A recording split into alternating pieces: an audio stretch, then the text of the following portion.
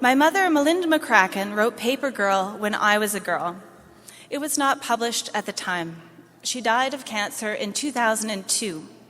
When I heard about the anniversary of the strike, I dug the manuscript out of the archives. Thank you so much to Fernwood Publishing for believing in this story. Thank you to Penelope Jackson for bringing the book to its final form. Thanks so much to James Naylor, Dennis Lewicki, who has his book launched tonight, and Doug Smith for reviewing the book for historical accuracy, the fictional book, and to Brock Brown for creating a school curriculum guide. Tuesday, May 6th, 1919. It had been a long, hard winter, and though the snow had been gone almost 2 weeks now, you can still see the occasional dirty patch in shady corners. The sun was finally warm on Cassie's face.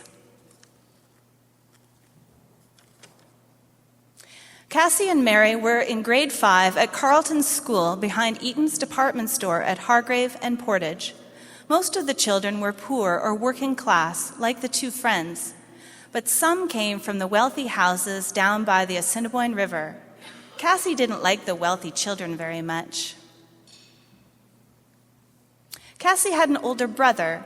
Once, when her mother had taken her to the doctor, Cassie saw Billy directing traffic in his buffalo coat.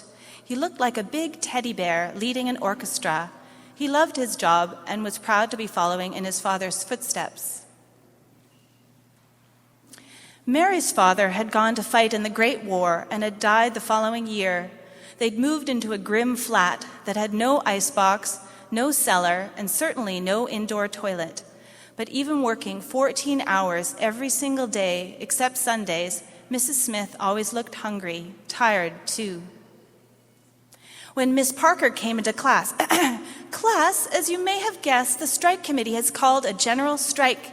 You may speak to your families about it at dinner time." "Bunch of bolshies," came a voice from the back of the room. Miss Parker glared at the class.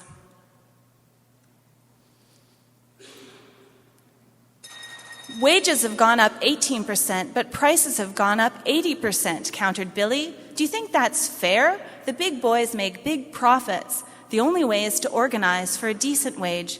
Let people get paid enough to live on. Anyway, in the end, better wages are better for business." Reverend Ivans called out, "The Citizens Committee says you must call off the sympathetic strike. What is your answer?" 5,000 men and women shouted, "No!" Cassie felt a strange feeling she was connected with everyone here. Billy says they're looking for people to sell the strike bulletin on the street. They need someone for my corner, Portage and Maine. They had a boy, but he had to stay home and help his family. I could keep an eye on you.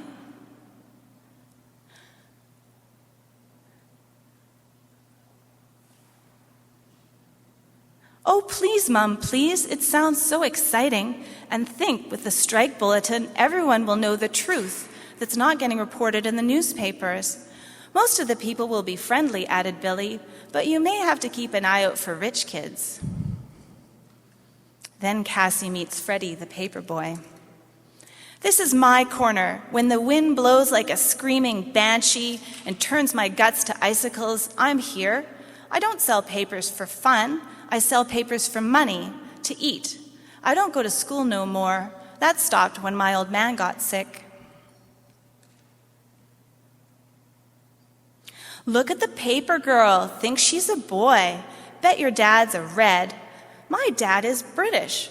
"Oh, British, huh? If he's a Brit, he could be an anarchist or an agitator or a socialist or any number of terrible things.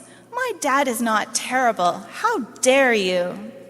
He grabbed a paper from Cassie's hand and held it up for his friends to see. "What we want, a living wage, as if they're not already getting too much. What we do not want, revolution, dictatorship, disorder. Ha! That's exactly what they want. They want to take over." "I'm not afraid of them. They just make me furious, that's all. All those good papers. Ruined. It was an important one, too, letting people know that all we want is fairness." Mrs. Hopkins said, "I know, I read a copy at the cafe, which, by the way, young lady, you're about to start working at." At the Labour Cafe, Mrs. Armstrong, the famous agitator who'd convinced so many women to unionize and who'd whipped this very kitchen into existence. "Oh, the Papergirl, I saw you standing out on the corner this morning. How brave of you to be standing with us when you're so young, especially after your spot of trouble yesterday. No need to worry, dear. We're all sisters in this fight. You eat up and get back out there to spread the good word." There was something different about Mrs. Armstrong. She was in charge, not just of her own house, but of so many other people. George is in prison, so I'm bringing some children to the penitentiary. I want to show the government how ridiculous it is. They're not dangerous revolutionaries. They're hard workers looking for a better deal for all of us. I'm taking some of the strikers' children to sing outside the walls.